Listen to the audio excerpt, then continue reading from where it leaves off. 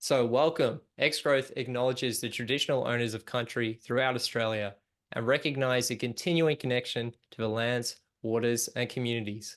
We pay our respects to elders, past, present, and emerging. Welcome, everyone. It's great to have you here at our Q&A session on the state of account-based marketing in APAC. We've got a heap of questions submitted. We're going to try and get through as many as possible, but I already know we can't get to them all. But if you do have questions here and you're attending, put them in the chat. We're going to try and prioritize those.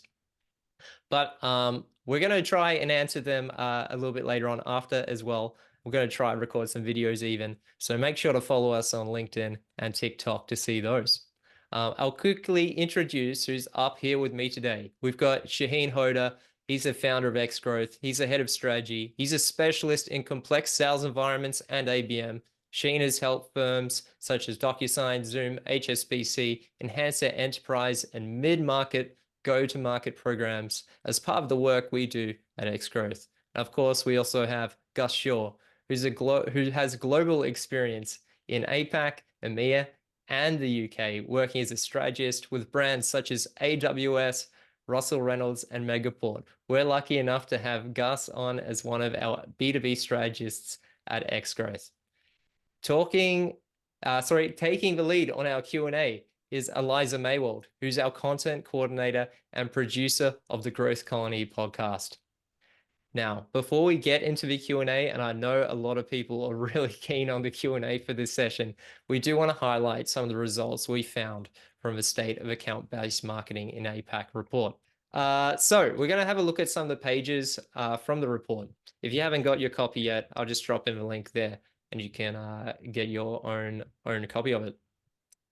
We do not have enough time to go through the whole report, of course, but we're going to highlight just a couple of the key pages to give us some context for the conversation today.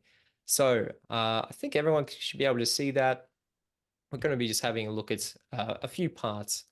So these first two slides highlight some key takeaways from the report. So 65% of marketing leaders say despite the tougher economic conditions, ABM remains a high priority within the marketing spend.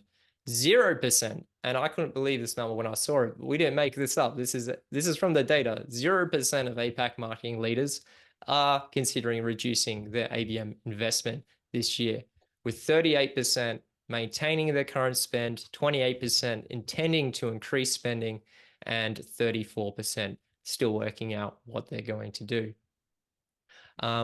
Something to note is the ABM Success Index is slightly down by 9 points since last year. The allure of ABM has really led to swift adoption, but often without adequate planning or resources. We've observed programs are typically spearheaded or outsourced to the inexperienced, which can lead to subpar outcomes, weighing down the index.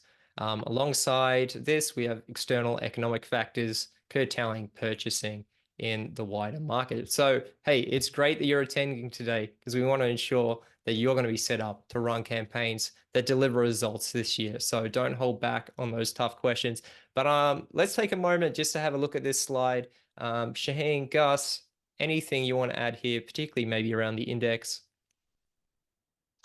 Yeah, look, what I would say is the fact that ABM is remaining a high priority from what I've seen, particularly over the last little while, is in part due to the ability of ABM and the nature of account-based marketing programs to focus in on a set of people that we might be able to identify still have some buying power. We know that when the market's a little bit topsy and we've got things like budget reductions and marketing spend being cut, we want to look for who are the organizations that we still have the confidence, have the buying power, and have the ability to actually work with us and engage with us. And I feel like that's largely driven a lot of the focus and the maintenance of focus on ABM over the last little while.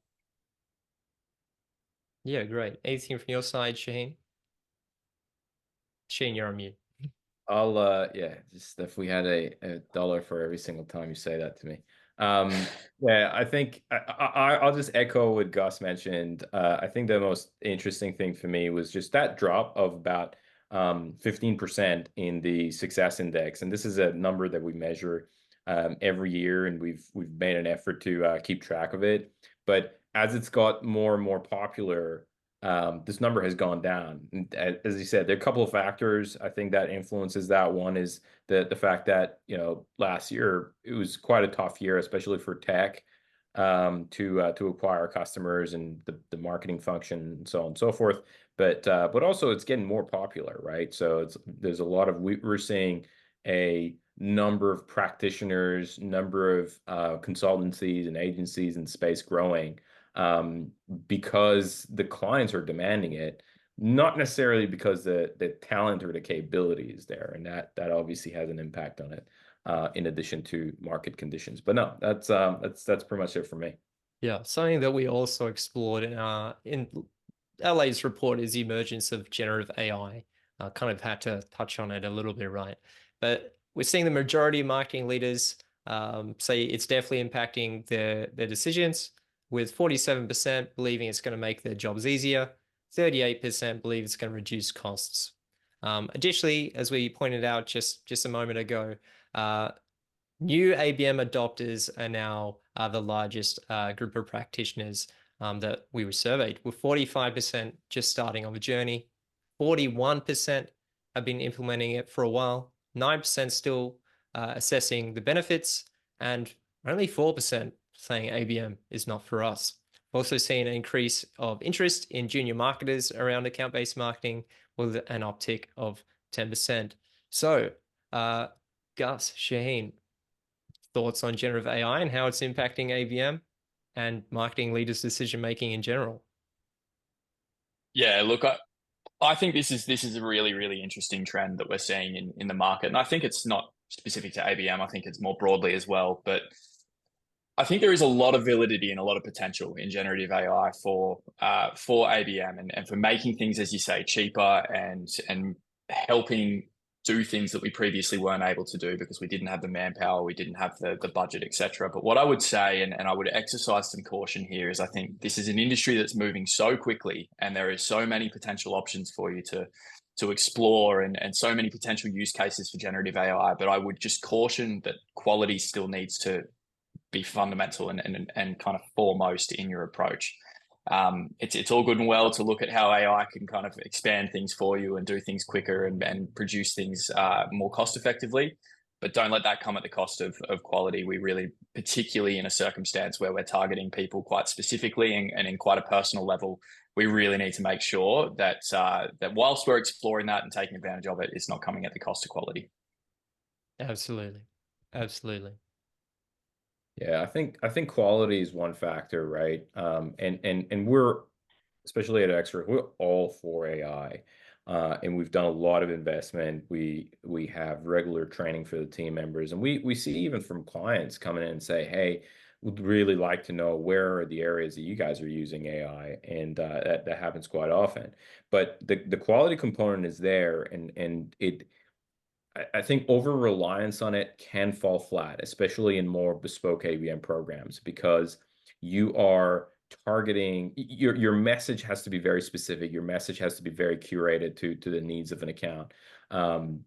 Generated AI or LLM programs could be more that the responses could be a little bit broader and vague, and therefore your message could fall flat, right? So that is really critical. Now, some might say, all right, great, but we're gonna improve the context that we're gonna provide to the LLM so that we get more accurate answers, and that is fine. But then the component that becomes a little bit tricky there is the security element and how you're leveraging your data, which I know it's on the minds of a lot of marketers. A lot of organizations don't allow usage of some of the more popular platforms out there because, hey, how is the data being used?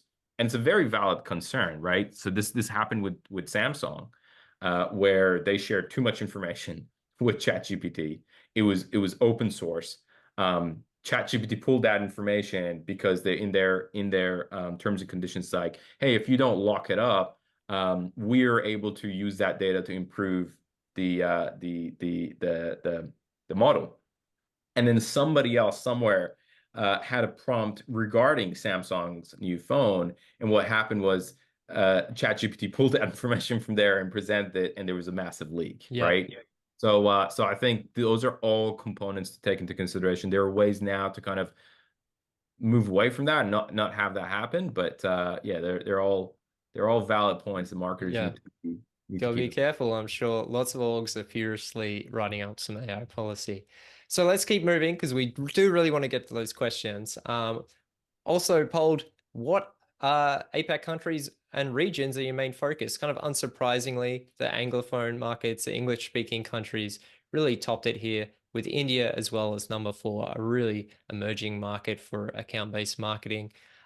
Towards the bottom, though, we're seeing Japan, South Korea, Taiwan, uh, can be very challenging markets due to these sales-centric cultures, high context, low context culture as well, limited ABM experience, data constraints, language barriers, as well as a lot of legacy technology, particularly Japan's tech stack, making ABM quite challenging.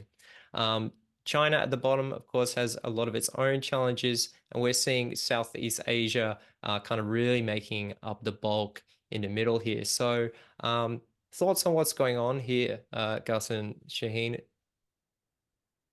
Yeah, look, I think you've said the general gist of it is that I think, Australia and Singapore largely, if you've run a lot of ABM programs or marketing programs in general to a lot of these countries, Australia and Singapore are really well suited due to the fact that you can get a lot of relatively clean data. The language is easy to kind of roll out at scale. The buying centers are nice and clear in a lot of the organizations, and I think the platforms and the marketing platforms, you can leverage some of these bigger platforms that exist over in, for example, the US and in Europe.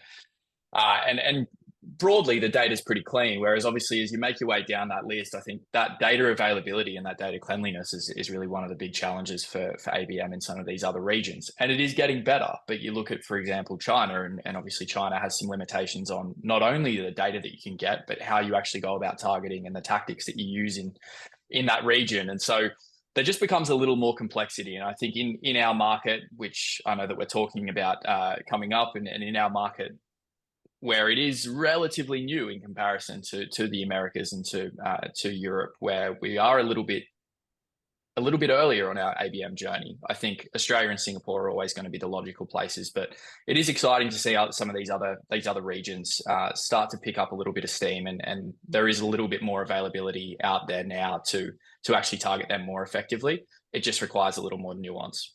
Yeah. Now, there is more details on this breakdown within the report, along with some of our experts. So make sure to check that out. It's worth mentioning there might be a little bit of bias here on Australia, as we are Australian-based company, but we did really try hard to get a huge range of marketing leaders from across the region, including Japan, Korea, and Southeast Asia. Okay, we're going to have a look at the tiers of ABM now and the most popular ones. This is an interesting one I particularly find for the region. So we've got it broken down here between 2022 and 23, with the darker color being established ABM practitioners, and the lighter, like lilac color, I suppose, being early stage practitioners. We're seeing early stage really focusing on the scale ABM. Interestingly, with the established ABM practitioners, we're looking at more one-to-one as the preferred method. And then once we bring them together for the region, we can see scale ABM is really the top tier for ABM within APAC. But with programmatic coming in third, which is surprising, as programmatic in the US, North American markets is usually the most popular tier. So, gentlemen, what's going on here? Why are we seeing these results in APAC? I think a couple of reasons. I'll maybe go first. One of the main things I think is budget. The APAC sales and marketing budget in general is smaller than EMEA or North America, right? And that just pushes you to a level further down in the ABM pyramid, where you start looking at one to few, and that becomes a little bit more viable, where you're spreading your investment across a larger number of accounts versus just one account. I think that is one of the main drivers for that. The other thing is size of organizations are smaller, right? So if you are looking at, I don't know, Bank of America, massive organization, right? And we don't have something of that scale in some of the mature APAC markets, being Australia or Singapore. And there are some, for example, if you look at HSBC, of course, there are some, but there are just fewer of them.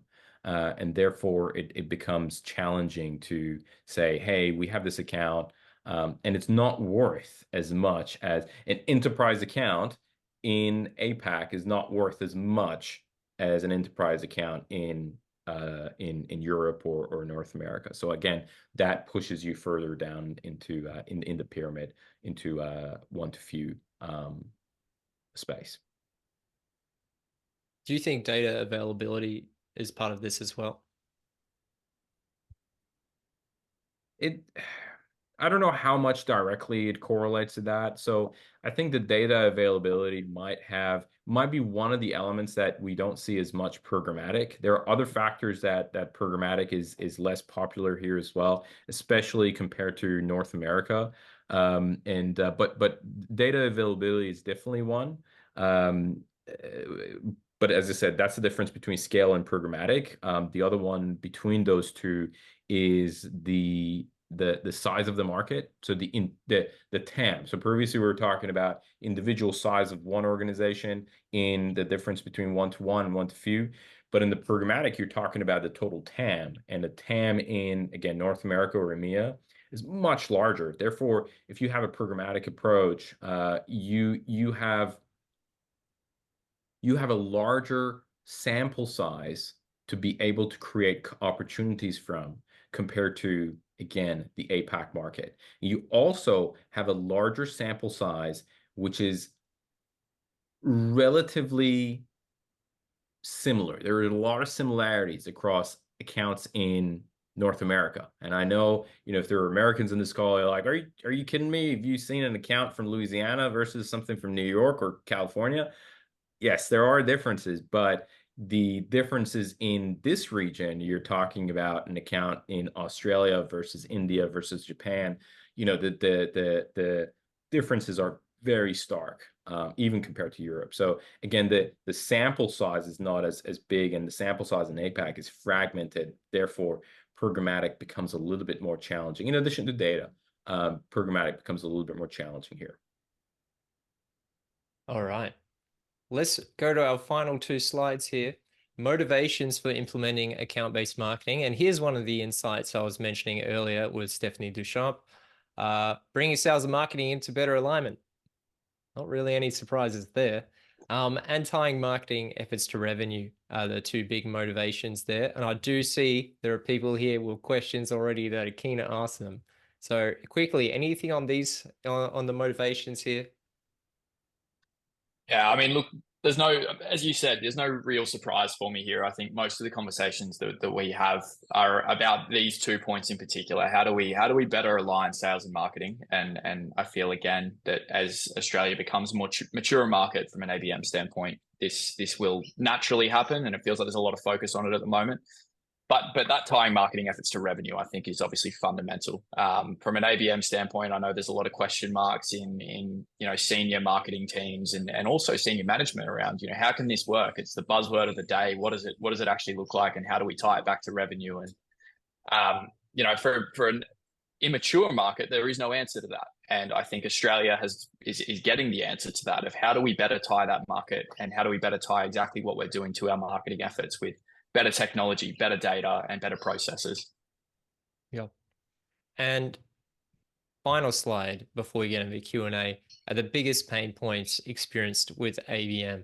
Now, there is a big one here that says too early to tell. This is all the practitioners combined slide.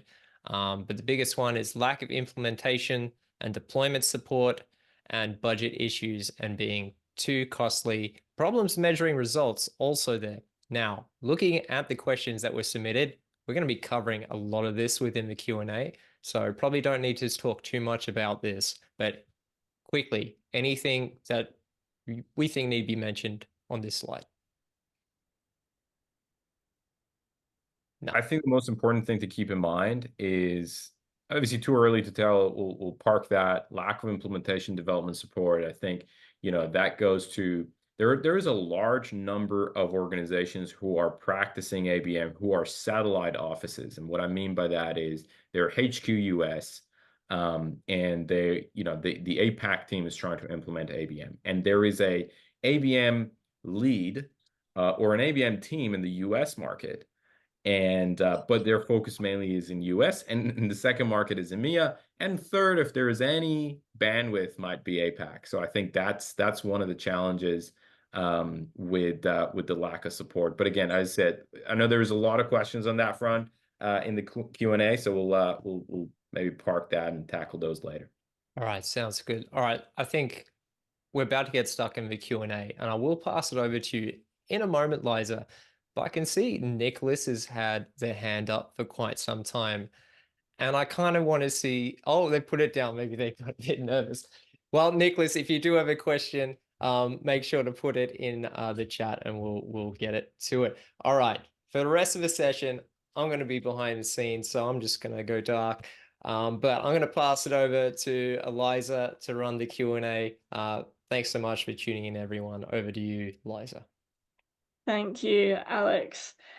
So we have a heap of questions that we want to get answered for you guys. So I'm just going to right into it. So we've got Sandeep, Catherine, and Simon. So they were all seeking insights into the most effective metrics and KPIs for measuring the impact of ABM initiatives. They were interested in understanding how these metrics can help attribute revenue growth and how they can be made meaningful for revenue leaders.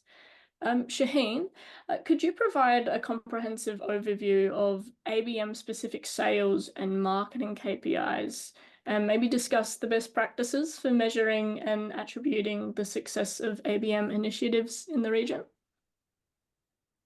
Yes, and that is a loaded question. There are multiple aspects to that to keep in mind. There is, when you're looking at KPIs, you have to really think about a couple of factors. One, am I looking at account expansion, right? Is this an existing customer that we're going after and we're running a program against them? Or are these net new acquisition? On top of that layer, are we looking at a programmatic program? Are we looking at a scaled program? Are we looking at a one-to-one program, right? So those are a couple of things to keep in mind. But for account expansion, one of the best ways to kind of look at this is coming from ITSMA model, which is quite popular. I think thinking about the 3 R's, which is refer. Now I'm blanking on the first one. It's a reputation. Revenue is the last one, and the relationships. Yeah, thank you. Those 3 factors are they're the high level component of it, but they're great starting point for one-to-one programs and account expansion programs. But then what you want to do is you want to break that down into short-term, medium-term, and long-term KPIs, right? And this would be slightly different for each organization. But the reason you want to break it down and agree with sales team on those KPIs because in a lot of organizations, sales would come and say, you start an initiative and within a month, within 2 months, it's like, where's the pipeline? Where is the revenue? Well, if you're looking at very complex, large organization, let's say a financial service, an account in financial services, you're not going to have revenue or even opportunity in the first couple of months. So you want to break those out in those 3 different categories. By 3 categories, I mean short-term, medium-term, long-term. So and make sure everybody in the organization agrees on that. You can then apply that whole concept of short-term, medium-term, long-term, even for your net new acquisition, for your scale program and your and programmatic program. But that's one thing I would say on that front. I don't know, Gus, if you have any thoughts on that as well.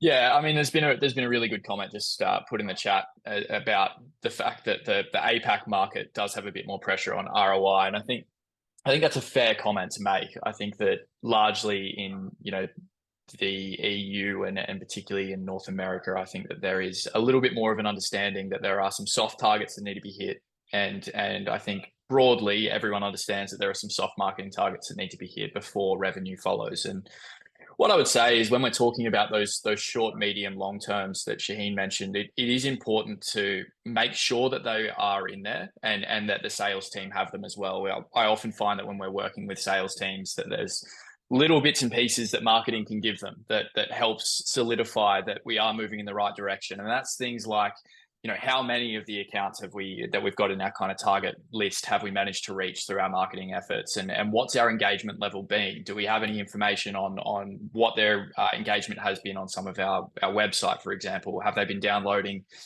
content? Have they been watching our videos? All of those sorts of metrics and KPIs that we can start to set at sort of a marketing level that helps feed that information back down through to sales. Now, of course, that doesn't answer the ROI question, but it helps provide a little bit of justification and validation of how are we getting to that ROI point? What does that short-term KPI look like? And it might be that we just want to make sure that we have some level of engagement and increased website activity with all of our accounts in the first, month. And then it might be, moving forward, what is the next stage on that? Are we looking at how many decision makers have we actually had a conversation with and had a meeting with? And eventually you start to build out that pipeline where the final result is what is our net new revenue in the pipeline. And I think that's the really critical thing to break out. As much as everyone focuses on ROI, don't disregard some of those softer metrics, because they do pay dividends in showcasing how do we actually get to that ROI point? How do we get to the point where we have new pipeline?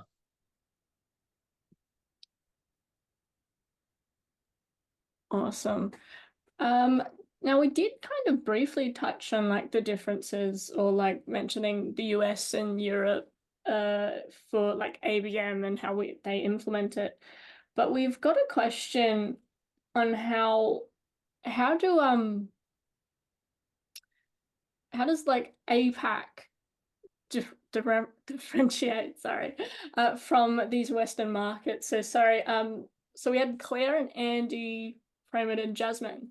So they were interested in the ABM trends and strategies in APAC, and they wanted to compare it towards US and Europe. And because of these differences, Gus, would you able to elaborate more on the unique aspects of ABM implementation in APAC versus those countries? For sure. Sorry. Yeah, for sure. Look, I think some of this has already been discussed in that previous or that final slide that we had, where we spoke about some of the core differences, and I've worked pretty considerably with some big brands operating in the EU and the US, as well as some bigger brands and even some smaller brands in APAC as well. And the core differences, again, we can look at it from a strategic standpoint, where we've got this maturity in the market, and the EU and the US a lot more mature. There's a lot more history with regard to ABM. We've spoken about the size and the potential audience size that we can target in the EU and US, and how that might lead itself a little bit more to some of the, for example, one-to-one approaches might make a little more sense when we're looking at our numbers. What I would say, though, is that it's really critical, and as Shaheen mentioned, a lot of the brands that we work with and the brands that we speak to have got a satellite office, for example, in APAC, and the kind of head office is based in the US. And it's really critical to make sure that we're localizing our content. And I think that's a fundamental piece of the puzzle, where we often see, budgets shifting to the APAC team on the basis that the expansion of the US program didn't work, right? They just took the US program, they expanded it out to the APAC region, and for whatever reason, that hasn't performed as strongly as it did in the US. And it is little things like, for example, having a Z where an S should be in Australia, for example. And there's the language component, but there's also the fact that you can generally tell from a kind of regional standpoint if something is designed for a US market versus an Australian market. So there's certainly tactically, I think there's a lot of changes that need to be made there. And I would make sure that we are making those changes and making sure that we are sticking to a more localized approach. The fundamental thing, I think, and the fundamental difference for me, at least, when deciding from a strategic standpoint of whether we need to be going quite broad with our ABM or quite narrow, that's the biggest difference that I've seen between the US and the EU and APAC. And I think that all just comes down to knowing your numbers. As Shaheen mentioned, we've got Bank of America and your Boeings of the world over in the US that are worth enormous amounts of money, and it justifies significant investment into them. And those programs can look completely different to Australia. And in a way, that actually gives Australia and APAC in general a really unique opportunity to focus a little more on some of those one to few programs, for example, and what I would say is just make sure that you know your numbers, know what your average conversion rate looks like from the moment that a lead comes through, know what your profit margins look like, make sure you know your annual recurring revenue, and make sure you know your lifetime value for your accounts, because that will help justify whether or not investment is worthwhile, and it will help you kind of build that ICP of exactly what sort of ABM is going to be right for you. And for APAC, it is usually very different to what it looks like in the EU and US. Shaheen, did you want to add to that? I think we've covered this in fair bit. If more people have questions that we haven't covered, happy to answer that. But I think we've touched on a number of it. Yeah, I'm all good. No worries. We did have a question. Actually, yep. Eliza, one thing I just saw a question from Carrie come through, which says, could you share what were your experiences doing ABM for low context markets like Japan, China, and South Korea? What approaches did you take, and best practices and tips? So obviously those markets, everything needs to be translated. That is one of the obvious answers. One of the other component is the main difference is between your tactics, right? Where your touch points with the decision makers and stakeholders within the target accounts need to be a lot lighter. And what I mean by that is, if in the Australian market you're going to reach out to somebody, ask for a meeting, I'm just simplifying this.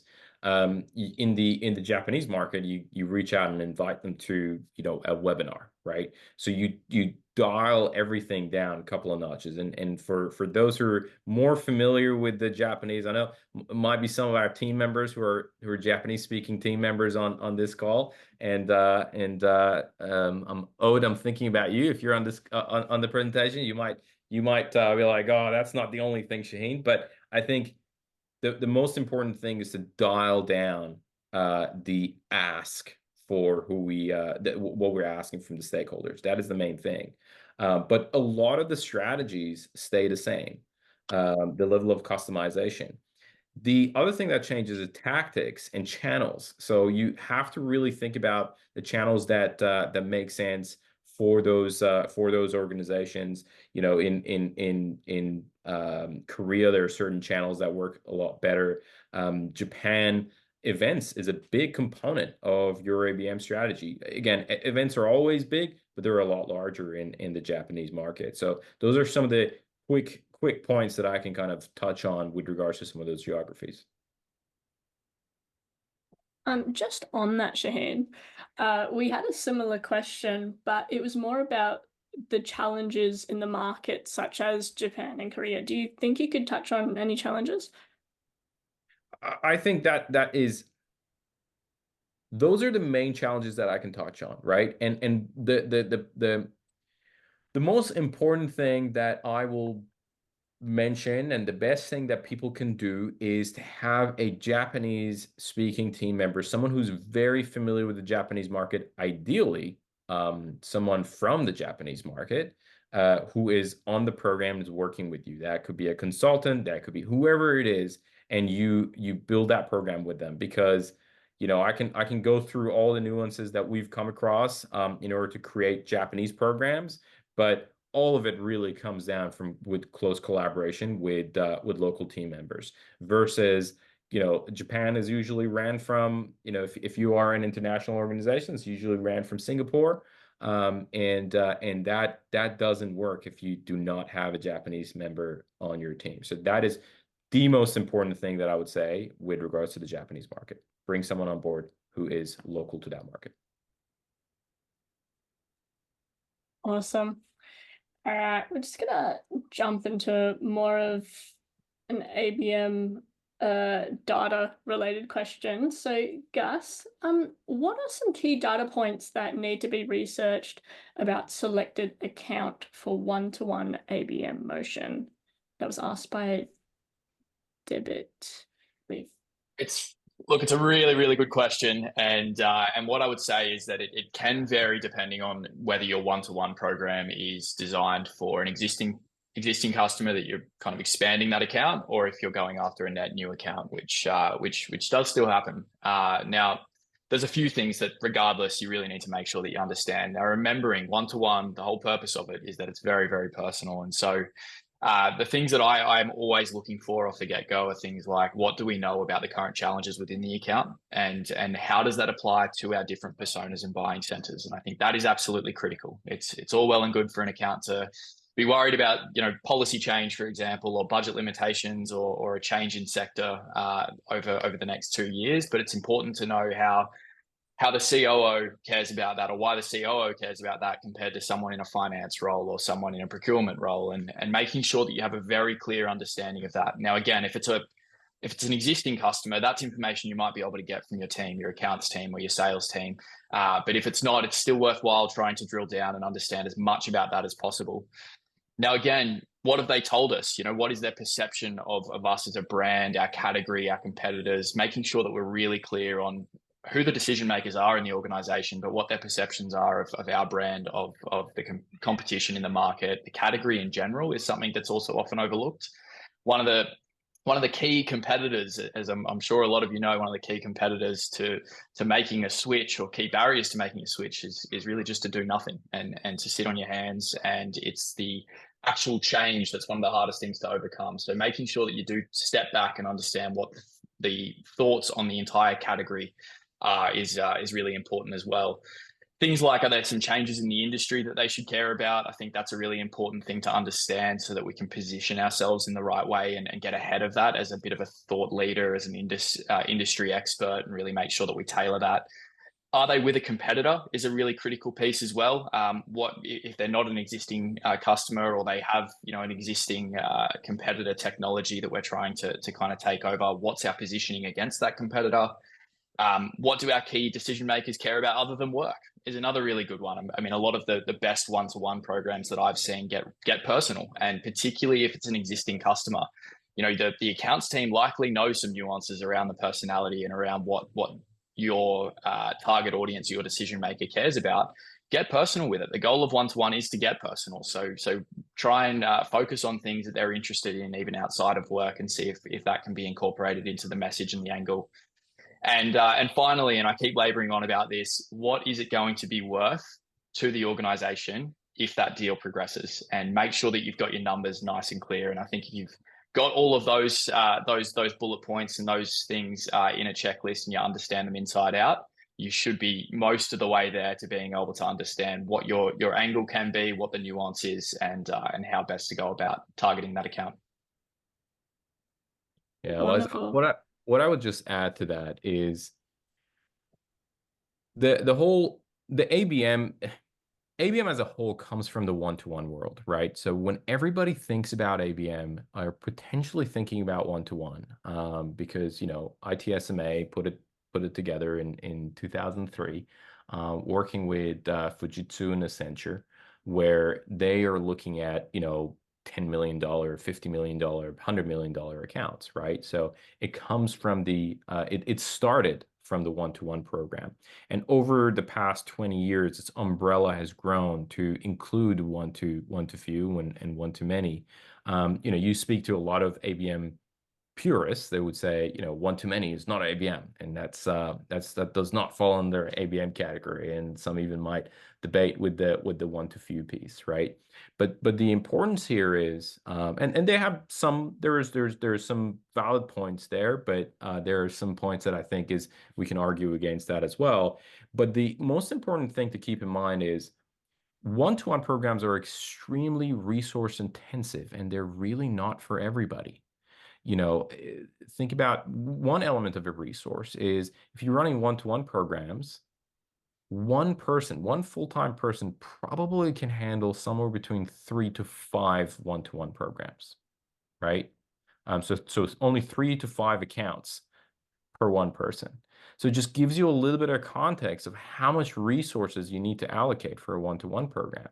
And it just very quickly becomes very clear. If you're not in the type of companies that I talked about, the Accentures, the Fujitsus, the maybe Salesforce, the Oracles of this world, where you're looking at the IBMs of this world, where you're looking at deals in tens of millions of dollars, hundreds of millions of dollars, those one-to-one programs might not be a great fit for you. And I think it's really important to take that into consideration.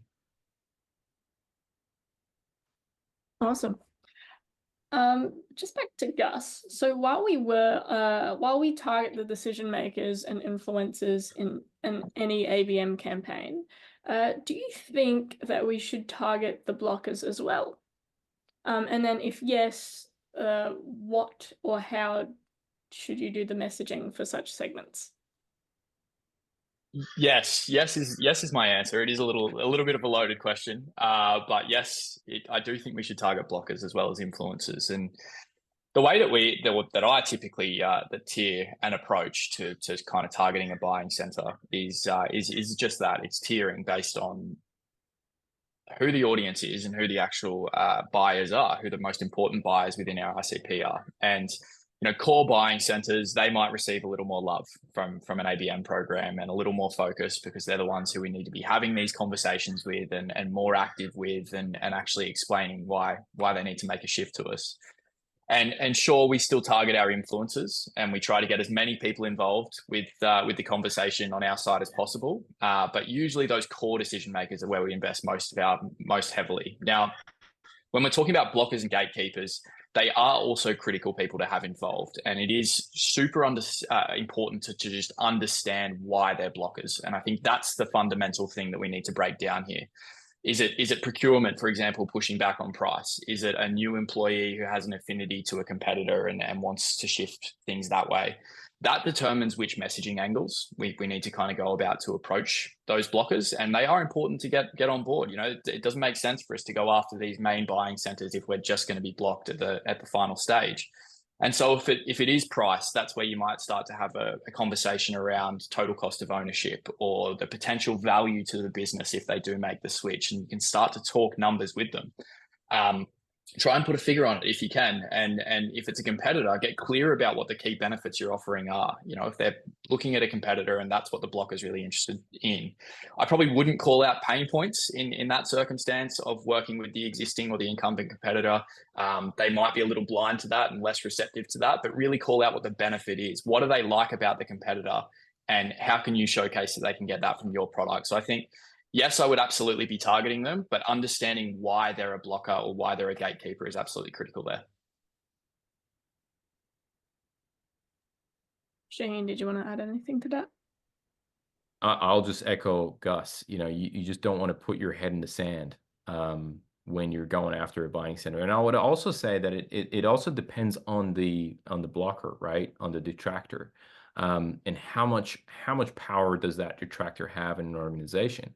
If you're a CRM platform and you say, hey, we don't want to target the CIOs because the CIOs tend to be very embedded into the Salesforce environment, right? And we have a hard time converting them. That doesn't mean that necessarily you're going to try to open up that door with the CIO, but you do have to have a solid reasoning that because when they do get involved, they're going to torpedo that deal. So, and if you say, oh, we just don't want to target them, we don't want to talk to them, a lot of your deals could be torpedoed by that detractor. So it's also really important to understand who detractor is and how much power they have in the decision-making process, and then decide whether, hey, should we think about them? Should we have a strategy for them? Again, might not be the strategy for you to open up a door within an account and get a foothold, but there definitely should be a strategy for them. If they're minor detractors, sometimes you might be able to get away with not having a strategy with them. But it's also really important to take into consideration how much power that persona has. Awesome. Righto, so I've got another loaded question for you guys. This was pretty popular because we had Caitlin, Nina, Haley, Lena, and Michelle. So they were all interested in understanding how to approach ABM with limited financial resources. So budget. Can any of you guys, feel free to answer, can anyone discuss the strategies for executing an effective ABM program without a significant budget for automation, digital ads, and other costly tools? Gus, You would like to lead that one, Shaheen? Sure. I'll take it on. So there's a couple of factors to keep in mind.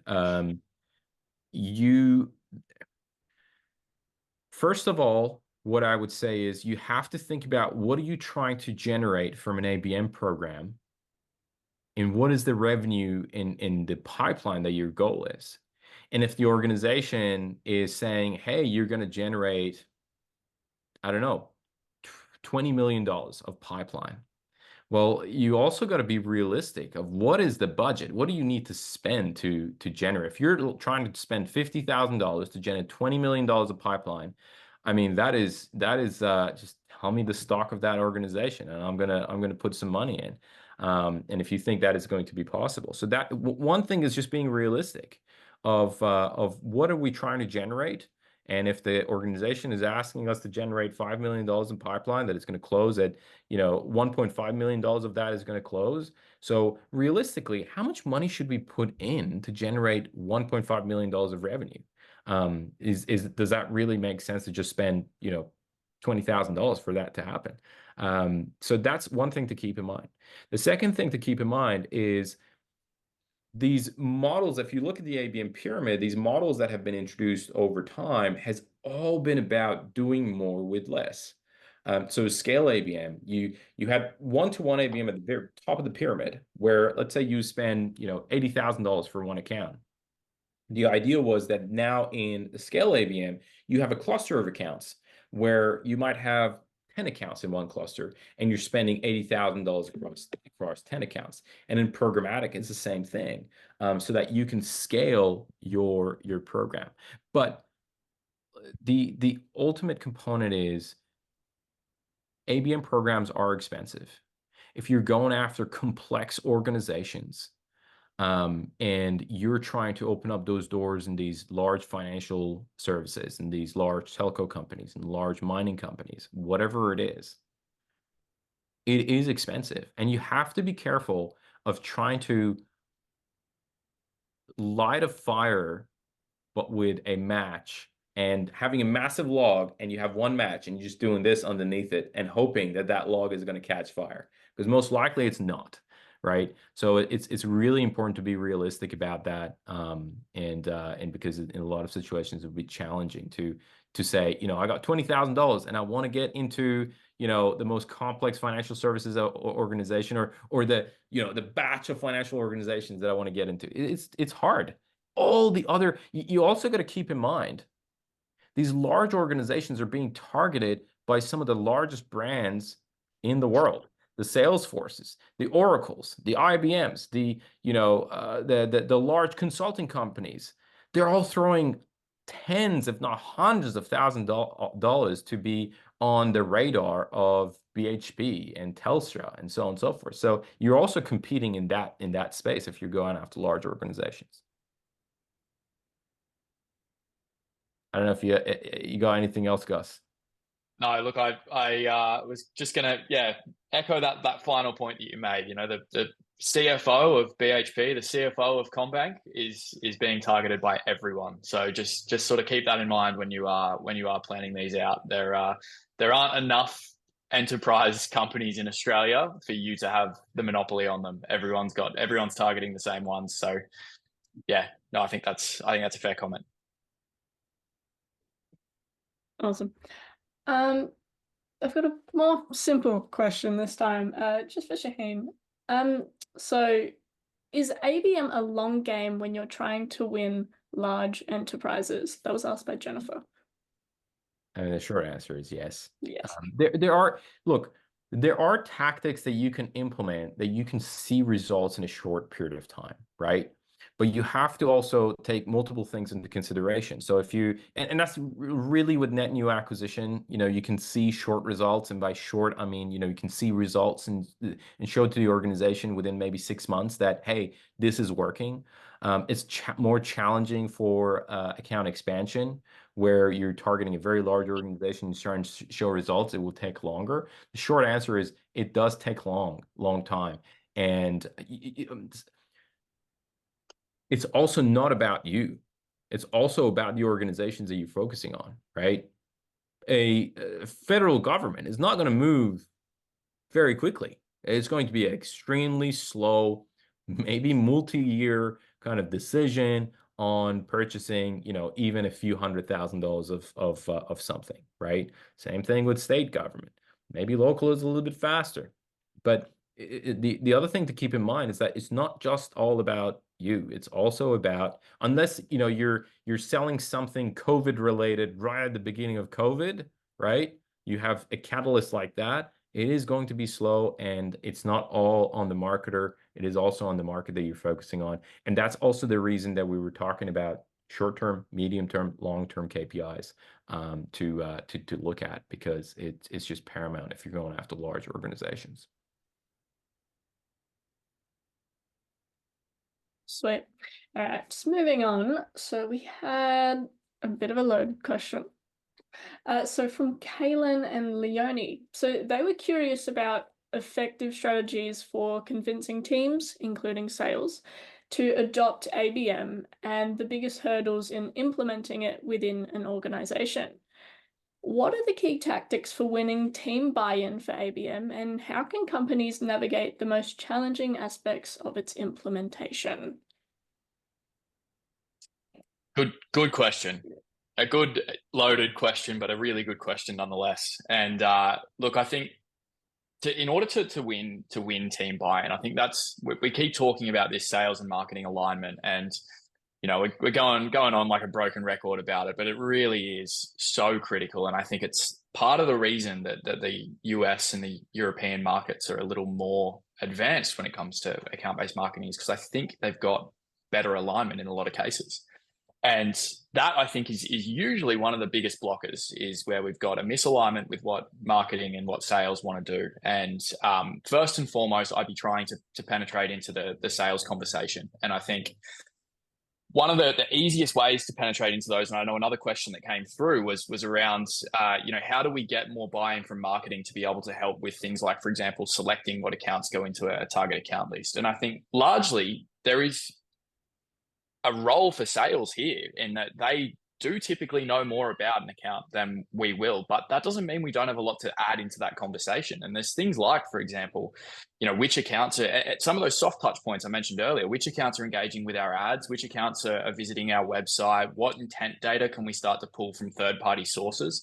Now, of course, it depends on your technology stack, what sorts of information you can add there, but overlaying existing target account lists from sales with some of that information really helps bring marketing into the conversation and start to get that buy-in from sales to say, hey, we're working with you. We're trying to really work on identifying those target accounts and helping you sell. And I think that's a really critical component. So that's the first piece, is how do we get buy-in from the sales?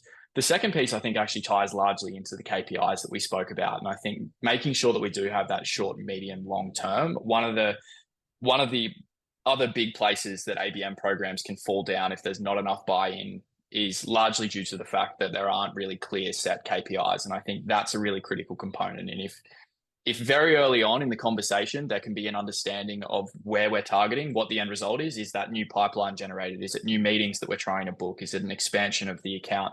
That tends to break down a lot of those barriers, particularly from upper management or senior management who may not be in marketing or sales, but need to have an understanding of what the goal is. So they would be my 2 pointers, is get buy-in from sales and get involved with the sales team and show how marketing can help them, and get involved with the team early on as far as KPIs and what we're actually tracking towards with the program.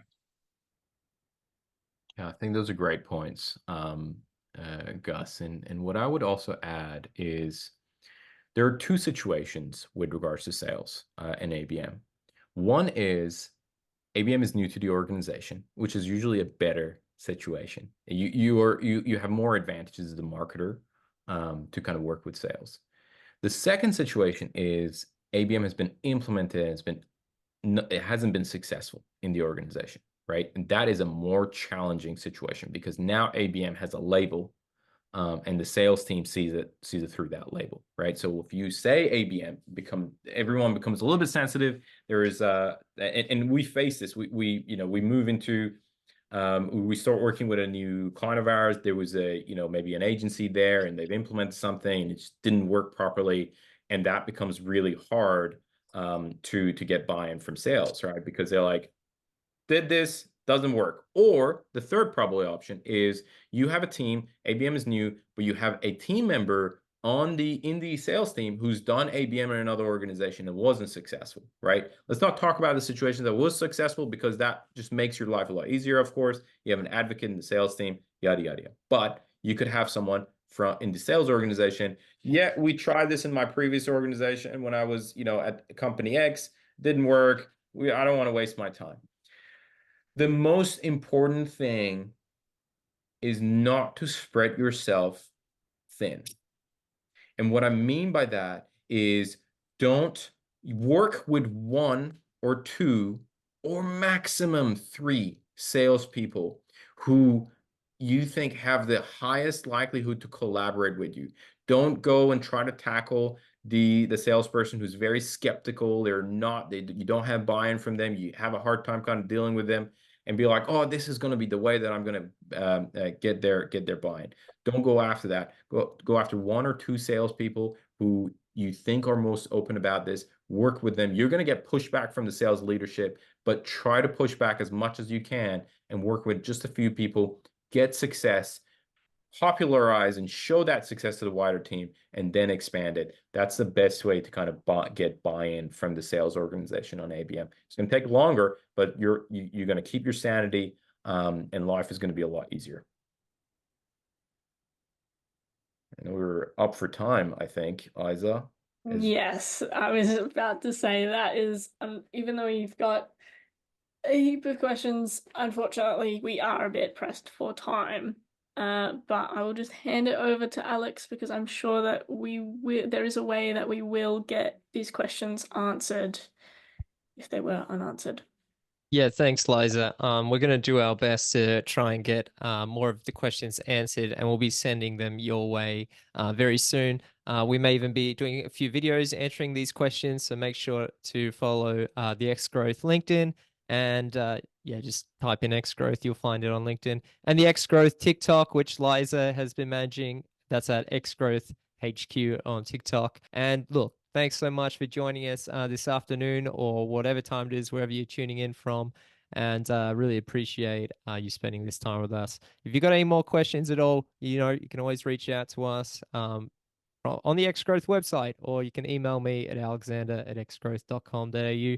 Have a great afternoon, everyone. Have a great weekend. Really appreciate you all being here. See you, everybody. Take care.